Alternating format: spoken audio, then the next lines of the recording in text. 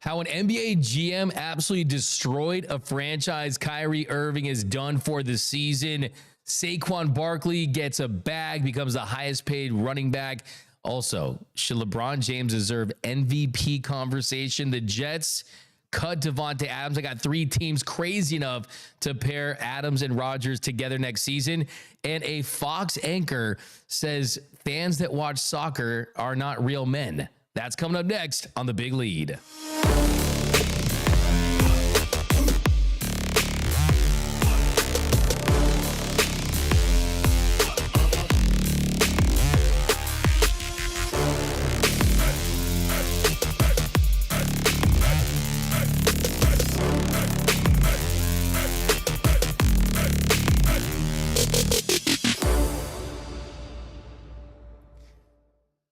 What is up, and welcome to The Big Lead. My name is Doug McCain, credentialed member of the media. I've followed sports professionally. I've covered sports professionally for over a decade, 24/7 sports, Bleacher Report, Dodgers Nation, do Locked On Rams, the Dodgers Dugout podcast, do NFL radio for Westwood One. I'm joined by my man J-Rob. We'll check with him in a minute.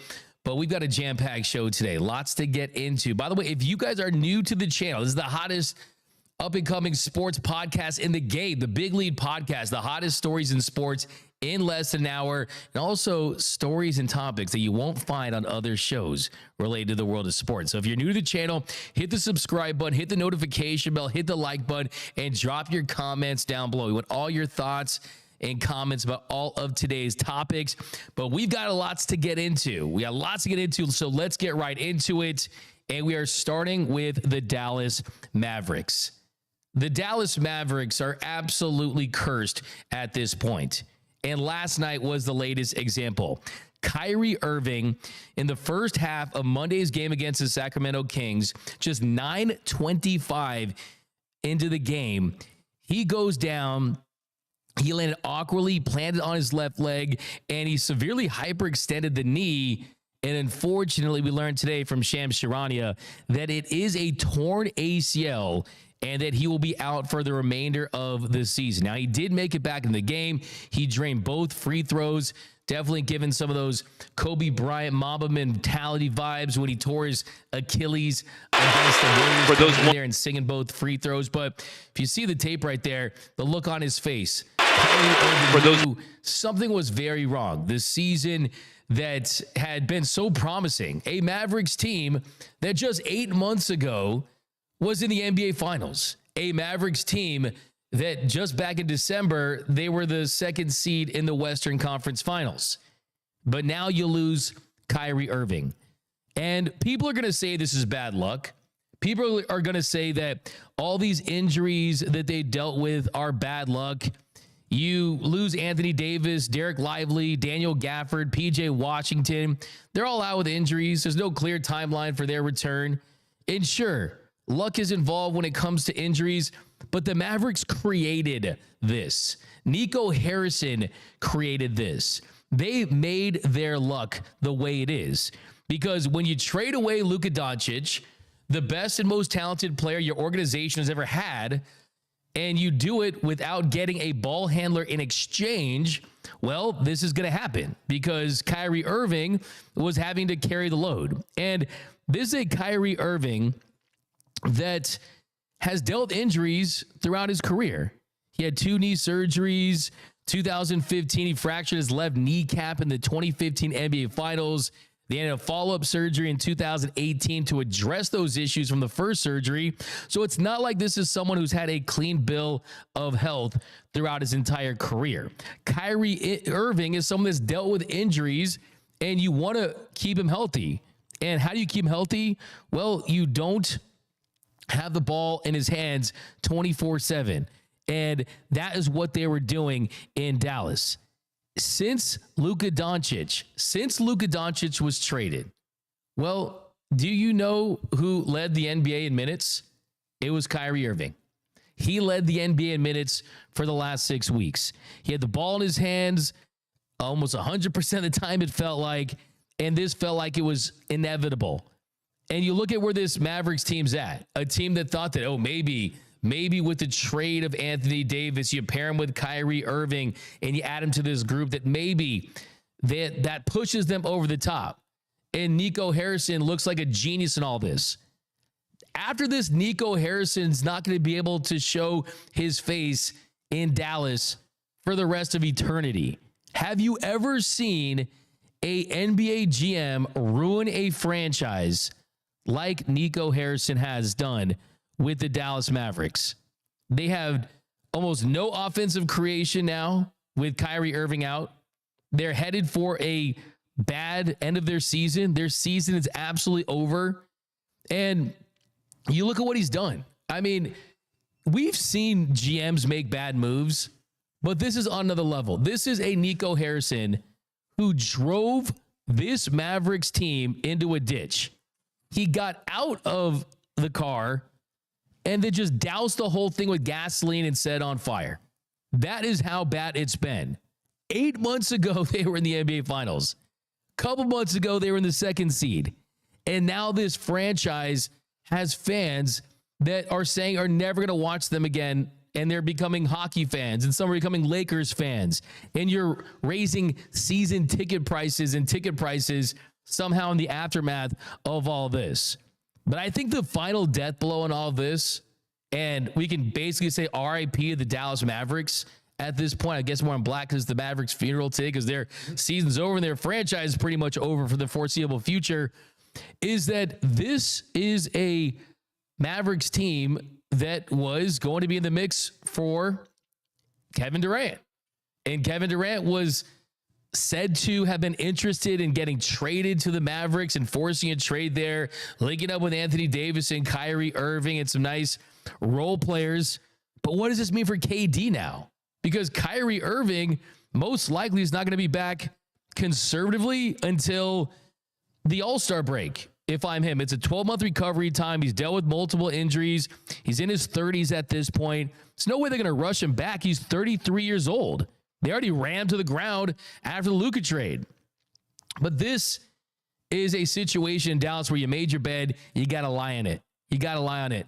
And if you are Kevin Durant, why in hell would you want to go to basketball hell that is Dallas right now? Because that's exactly what it is. It's been a nightmare of the last couple of months for this franchise. It's only getting worse. Anthony Davis looked great for a half. He's out. Pretty much their top 6 players now are out with no timeline for return. And the other interesting thing about all of this too is that Kyrie Irving has a player option this summer, and there were reports that he was going to opt out and sign a long-term deal with the Mavericks. Now that decision is probably up in the air. Kevin Durant, probably up in the air. I mean, it's just, hey, settle in, Mavericks fans. If you're still with this franchise, I think you're kind of in that pre-Dirk Nowitzki era, pre-Mark Cuban era, where it was just dark times in Dallas, and they were one of the laughingstocks of the NBA. And look, if you're a Mavs fan that thinks you're living in a nightmare, you're going to wake up. No, this is reality for you. I mean, I think if you're a Mavericks fan, I kind of feel bad for them at this point. If you're a Mavs fan that's kind of hoping, if you're taking the hopium, right? And you're like, oh, what could happen? I mean, if you're taking like Doctor Strange's green glass, to take all the good things back and what could happen in the next couple of months into a year? Well, one, Nico Harrison gets fired. That has to be number one. You have to fire Nico. You have to absolutely fire him, and then ownership has to take accountability. Nico Harrison, it was going to go down as the worst GM in NBA history.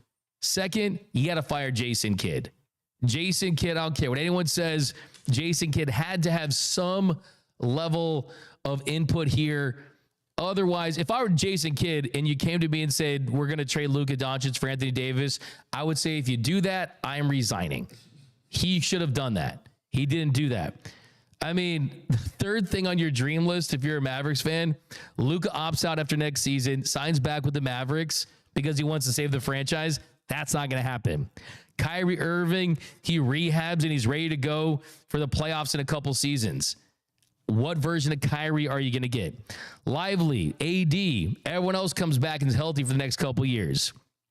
And then you win the finals. You somehow make a dream run. guess what? Now you're waking up from that dream. The true reality for you is a nightmare. And you feel for Kyrie Irving, who has really been on great terms with the Mavericks. I think he silenced a lot of his critics who criticized the way he went about his business, and he hasn't had any of the drama since he's been in Dallas. He's just been a great player. But now this, I don't want to say this is karma, but I mean, man, this does just feel like just an ugly situation for what is going to go down. We're going to be talking about Nico Harrison as the worst general manager. Who is the worst of all time? It is him, and he's absolutely tanked this franchise. But J-Rob, what is your reaction to the news that Kyrie Irving is done for the season? Devastated for Kyrie Irving, 100%.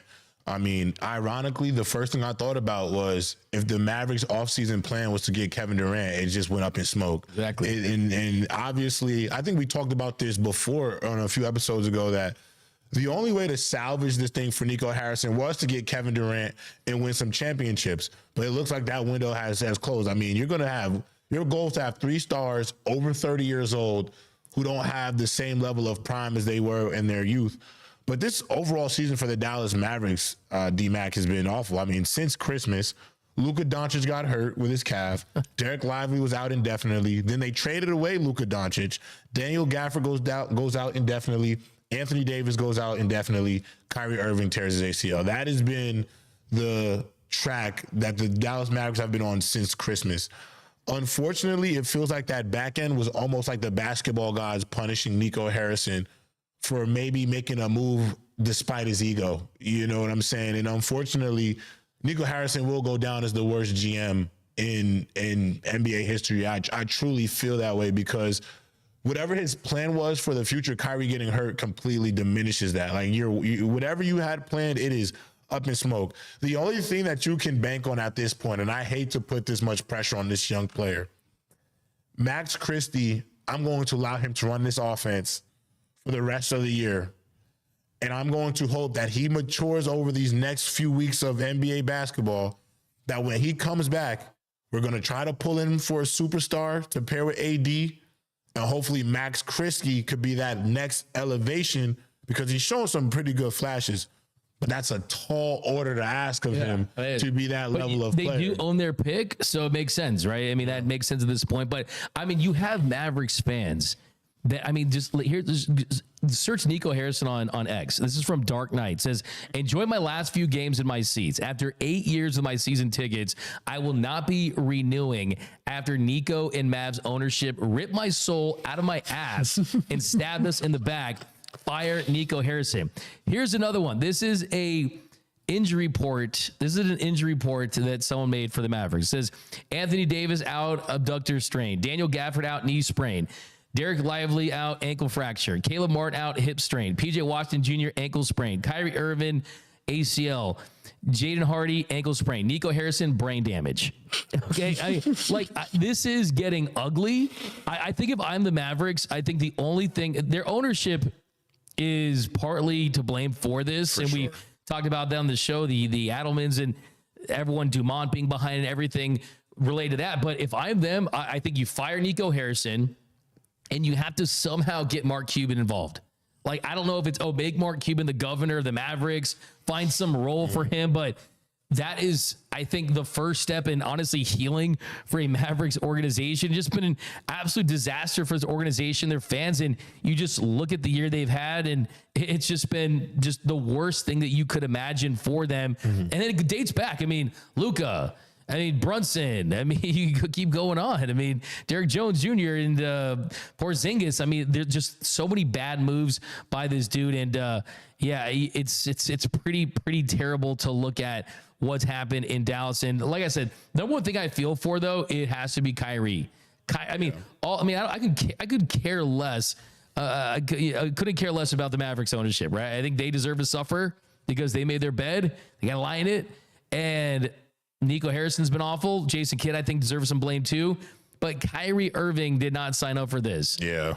Kyrie, you see Luka posted, he shared the story and had the crying emojis, for Kyrie, because clearly they had something. They were the best backcourt in the NBA. Exactly. Easily. They went to the finals 8 months ago, not 8 years ago, not like 15 years ago, not 3 years ago. Within a year's time, it makes no sense. They were in the NBA finals. I just do not get it, not even in the slightest. And again, Nico Harris, like this, I'm sorry, I have to reiterate this, Doug. The hookah and beer is just not enough to get rid of a player of that caliber. Like, it just doesn't make sense. Like, the excuses that are coming out of Dallas for this, I mean, they're so bogus, it's not even funny. Like, if it's hookah Luka, it's fine as long as he's producing. And that's why when you look back at that clip, Michael Finley kind of taking the beer in his hands and then like looking at him, I'm like, that was kind of the beginning of the end. Like, bro, like, you just don't do that. You do not take a beer out of another dude's hands. Like, that's just not cool. But look at this timeline. I mean, think about this timeline. This is the full timeline of what the Mavs fans have dealt with. February 1st, Mavs trade Luka Doncic to the Lakers. It was so bad, people thought that Shams Charania was hacked. February 2nd, Nico Harrison had the press conference where he did not handle it well. I mean, he's smiling, he's laughing. A lot of Mavs fans just did not take to it well.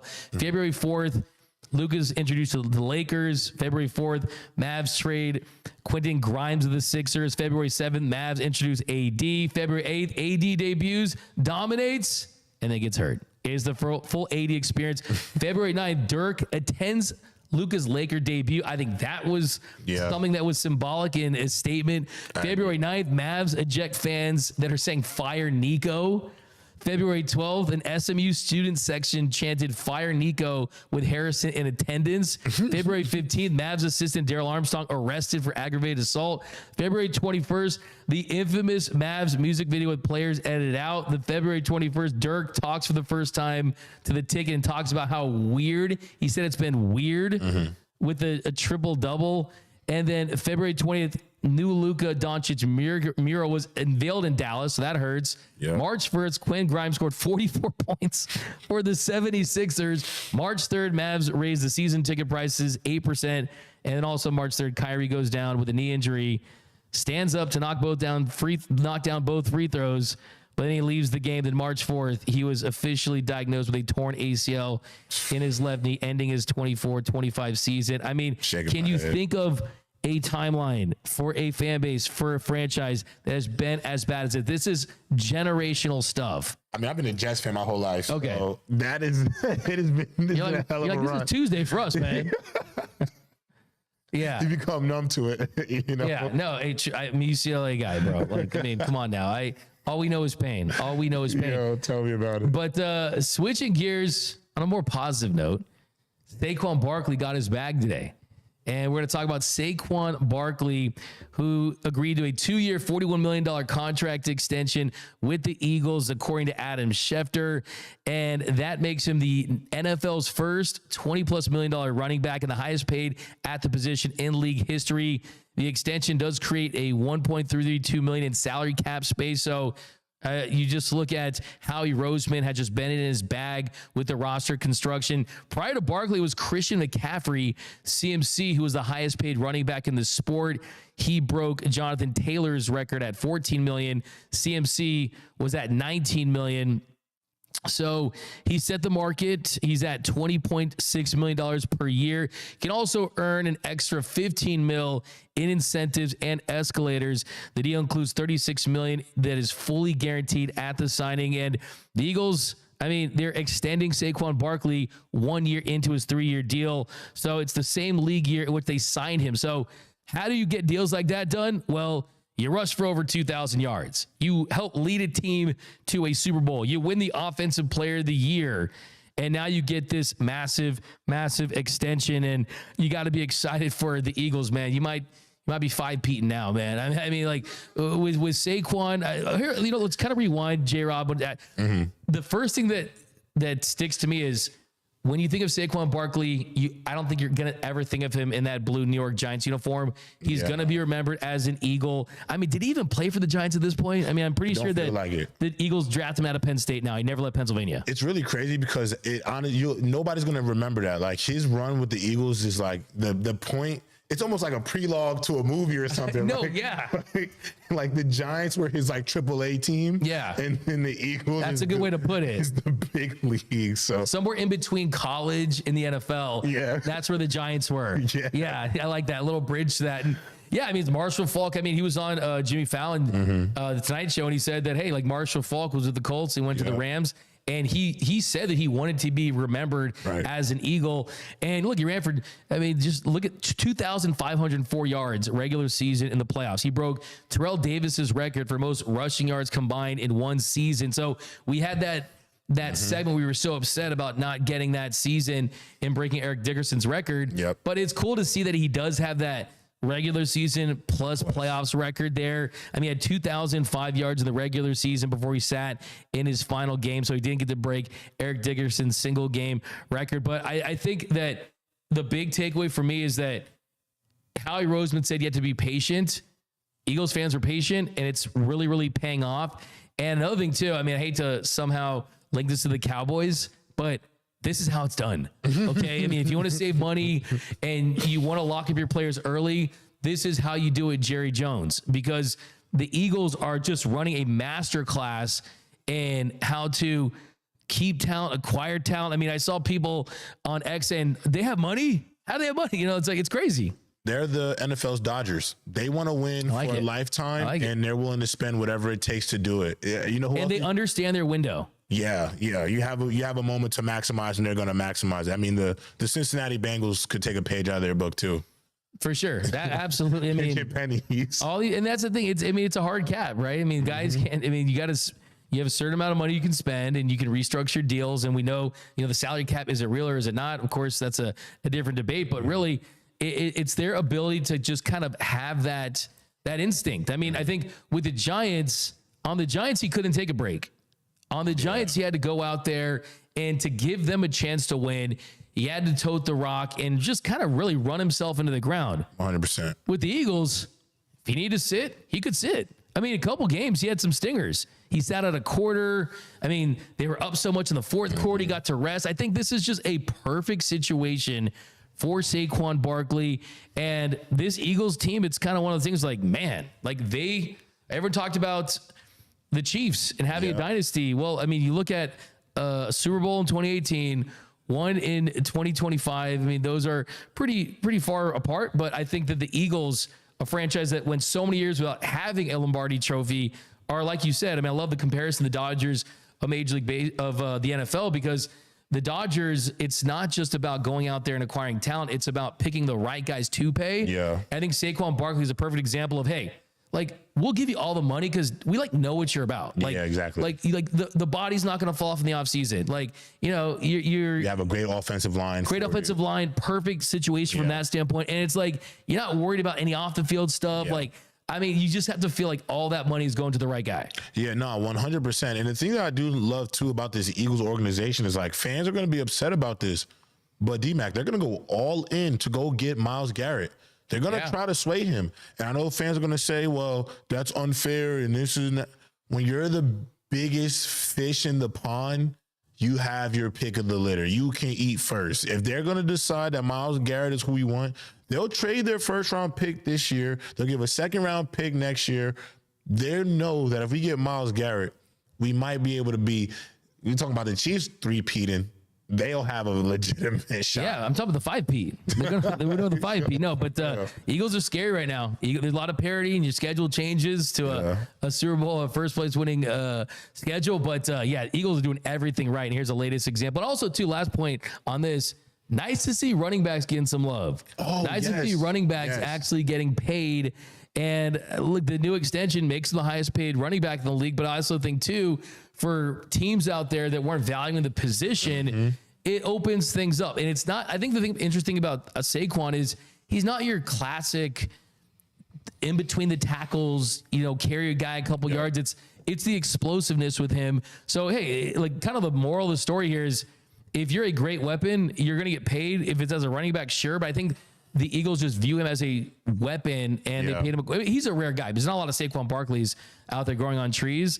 But if you are a superstar running back, you are going to get compensated for it. And your value, I think, has gone up. But they definitely saved the market this year. Him and Derrick Henry, Jahmyr Gibbs, guys saved the market for sure. They totally did. And if you have talent, you're going to get compensated. I think it's the top level dudes are still going to get their bags. It's if teams looking for average running backs, you can find those guys. Yeah, exactly. Just the margin from like average to like elite, it's tough. I think it's a gap still. It's a huge gap. It's a massive gap because there's like 3 of those dudes. You know, like there's not a lot of those true game-changing guys. And then you kind of got those 2 young guys. You got your Bijans and your Jahmyr Gibbs, who are kind of like the next in line and take it up a notch. And Gibbs is special. Gibbs is special because of speed, for sure. And Bijan's, you know, he's like a fantasy darling.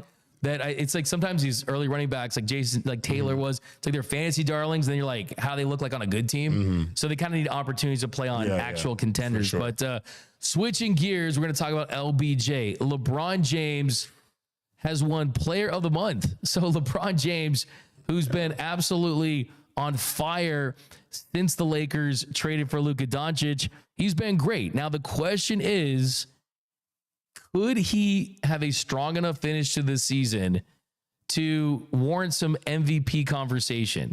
Could he join the conversation with the likes of a Shai Gilgeous-Alexander, a Nikola Jokic? Could he enter that conversation? Well, currently he's averaging 24.8 points per game, 8 boards, 8.6 assists.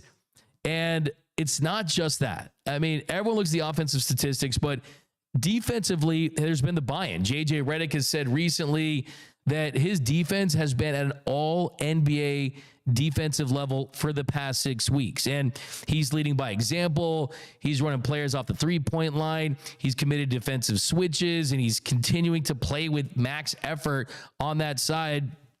And since the Lakers traded Anthony Davis, who is an elite defender, you would think, well, the defense is going to drop off, right? It has to be.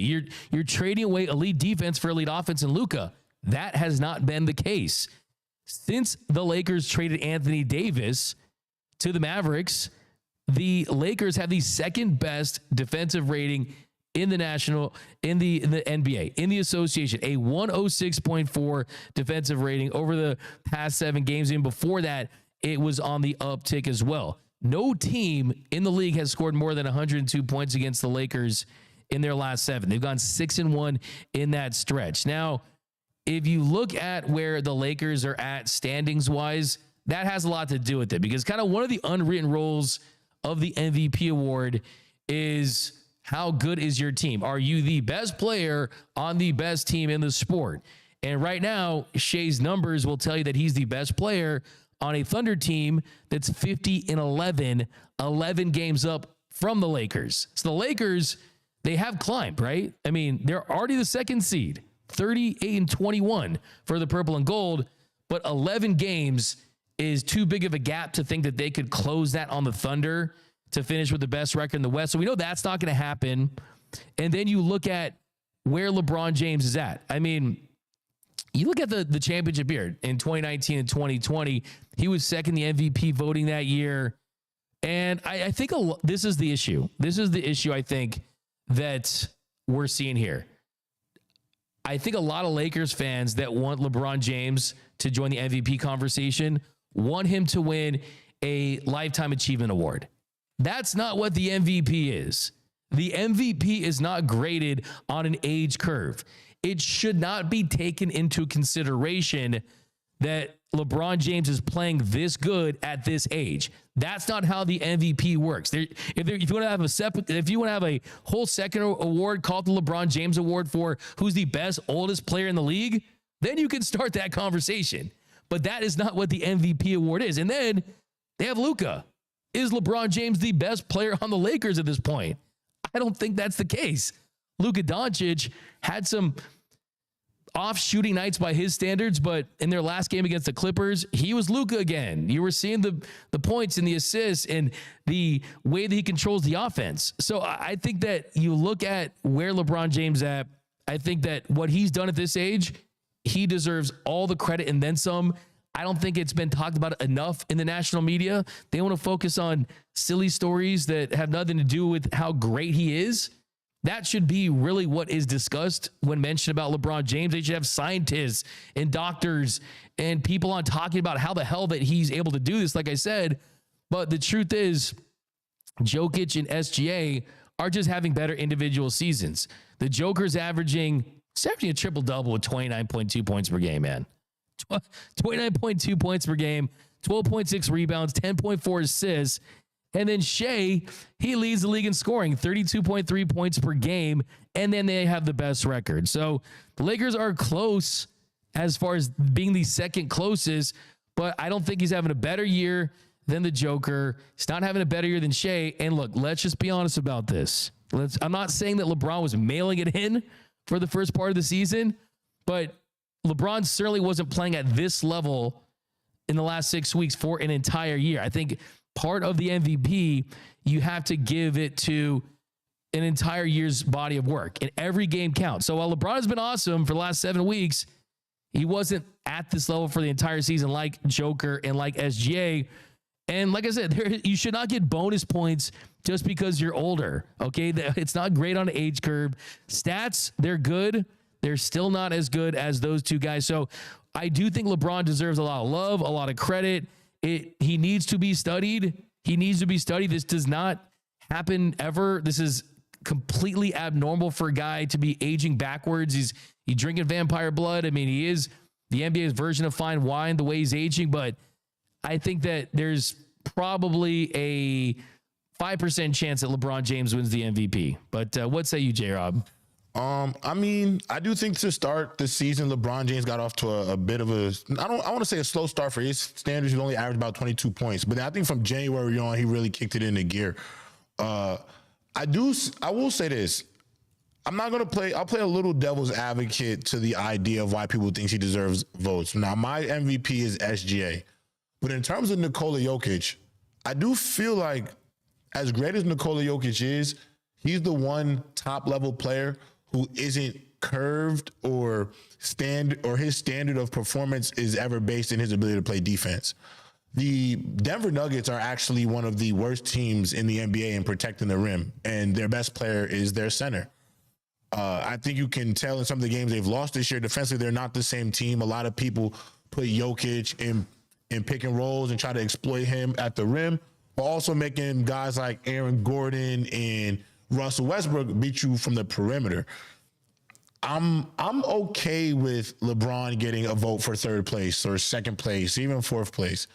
I don't think he's number one, but I don't feel like it's the argument for him this season is, whoa, this 40-year-old man, so we should be giving him this lifetime achievement award. I do think because of how special he's been this season, people are kind of like forgetting that he's 40 because it's like, this is getting ridiculous. I mean, I saw Kendrick Perkins say today, I mean, are you sure LeBron James is not the best player in basketball? And I think I don't think he's the best player, but I do think on any given night, he can be the best player on the planet. I think just the fact that he's in the conversation, I mean, he's not the best player in basketball. I mean, but I think the fact that you can make the case, like, as you point out, on a given night for a particular moment, he doesn't look like he's fallen off. Like he has not fallen off the cliff. And we thought he was going to fall off the cliff years and years ago, but it still has not happened. But Shea Gilgeous-Alexander, how did he do last night? He have a good game. Let's see. 51 on 18 of 30 shooting, 7 assists, 5 boards, 2 turnovers.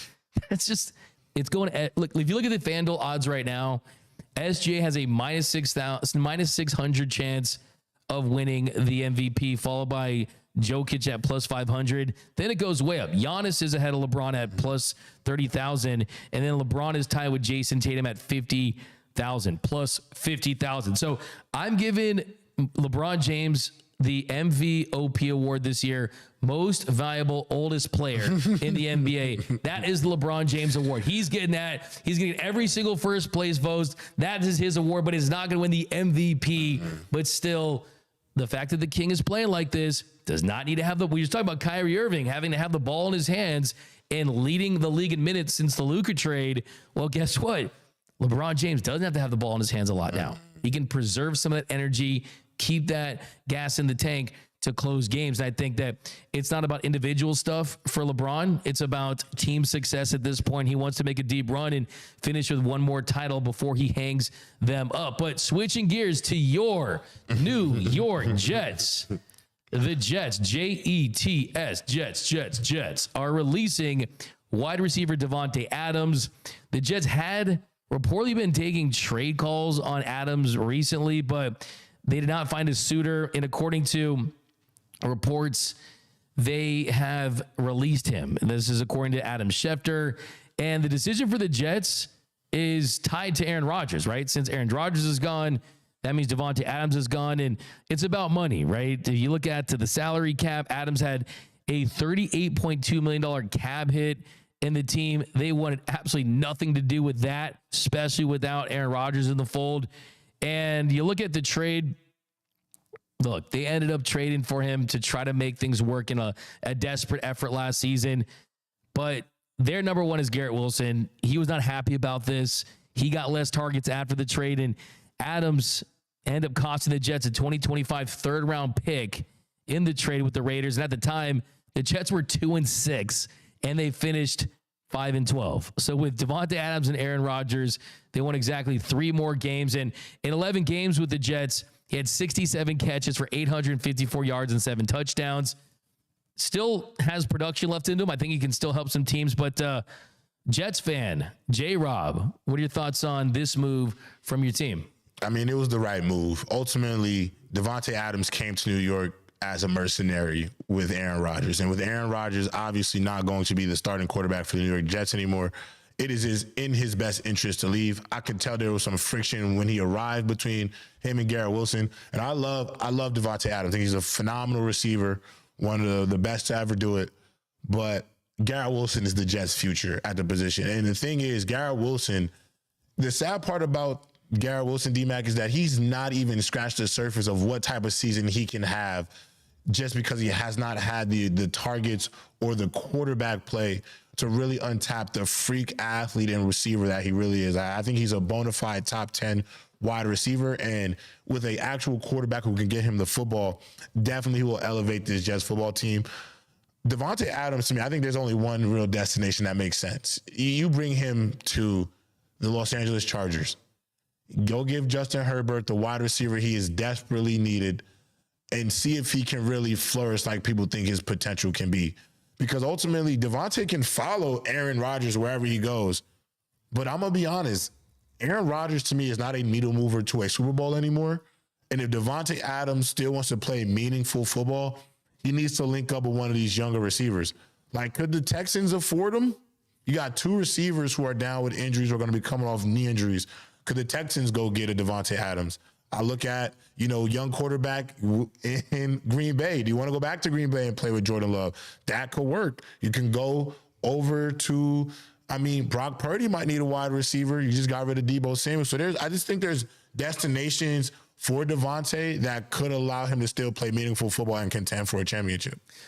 Like, he's still a 1,000-yard receiver, right? At the end of the day, is he elite? All-pro Davante Adams? No, but last year, a 75.8 PFF grade, 76.8 receiving grade, 85 catches on 135 targets, but 1,063 receiving yards, 8 receiving touchdowns. He's still going to have a market. I think all those teams you mentioned make a lot of sense. I'm going to come at it at the angle of which teams are crazy enough to consider the package deal with Aaron Rodgers and Davante Adams.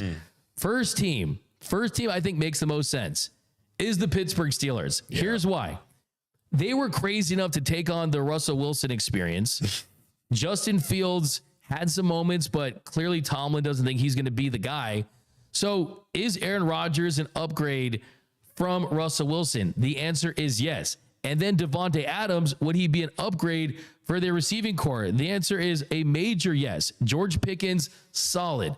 Not that Davante Adams type. Calvin Austin, he's not even a wide receiver too. So if you come into that organization, they're not going to mess around. You got to be on your best behavior. It's their culture. The Steelers have won Super Bowl after Super Bowl. You're not going to break that franchise. Will they be good enough to win or compete for a Super Bowl? Like you said, a Super Bowl needle mover. I'm not so sure that's the case, but I think there's some organizations in the National Football League that are just in a, hey, can we be kind of fun and see what happens? That is one of those teams. I think he could be their best option where they're at. They could be desperate enough to go that route. Next team, how about they stay in New York and you go with the Giants? Because like the Giants, the case for the Giants for me is the Giants met every single one of Matthew Stafford's trade demands. They were going to pay him $55 million. They were going to give up a pick. They were going to do everything they needed to do to get him into New York. So if you're looking for a veteran quarterback that has played at an elite level, Matthew Stafford is younger, 4 years younger than Aaron Rodgers, but Aaron Rodgers is still a veteran, and they're looking for not the long term, but the short term. So the Giants, you can have them for much cheaper than what it would have cost them to get Matthew Stafford. And then you look, you got Adams, Malik Neighbors, Tracy. I mean, there is some potential with the offense there with the Giants. Think about the Giants. What do you think, J-Rob? I mean, Aaron Rodgers wouldn't have to move out of his $1 million home that he bought in New Jersey. So I think travel-wise it'd be smart for him.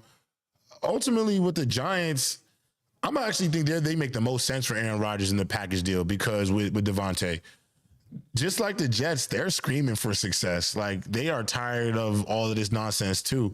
But the problem is for Giants fans is like, you just watch what happened in New York. So it's like you might have some trauma to bring that over to the Giants and expect a different result.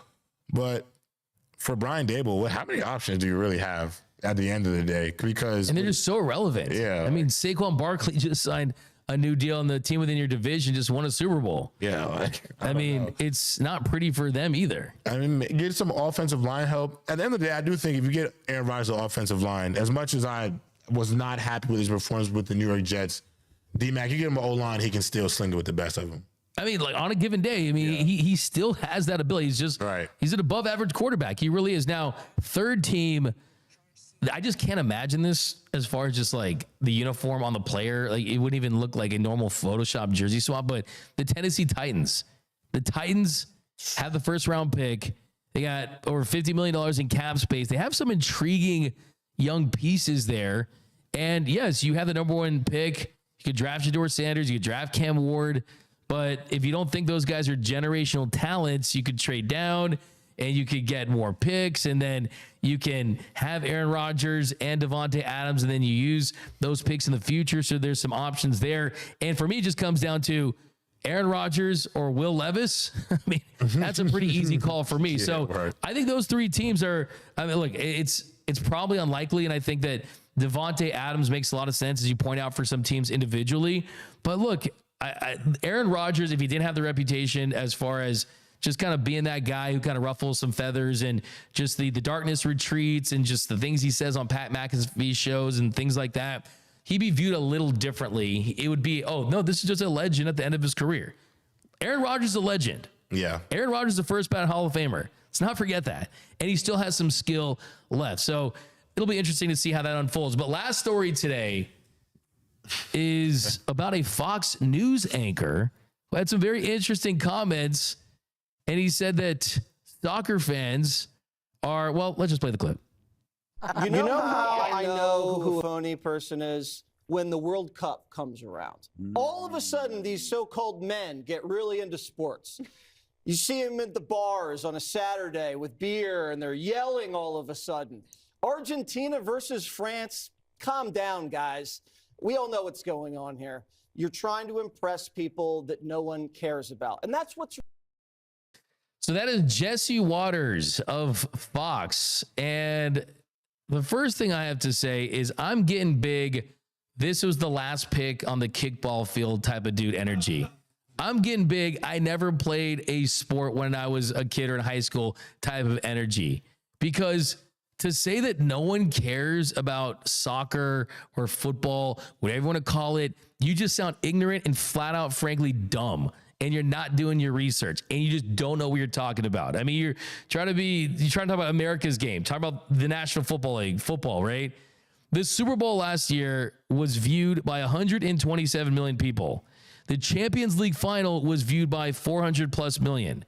The World Cup final in 2022 was viewed by 1.5 billion. So to say that it's not relevant, to say that people don't care about soccer, even the ratings domestically have continued to grow. There's more interest about soccer now. It's doubled, tripled, quadrupled in the last couple of years. So to say this, this is just, hey, look, any person that has to kind of play the masculinity, the man card, it's just ridiculous. You don't have to advertise, bro. Like, I'm just getting big, this guy never played a sport in his life, man. I mean, just who is this guy? Jesse Waters from Fox. Fox, I mean, it's just cringe.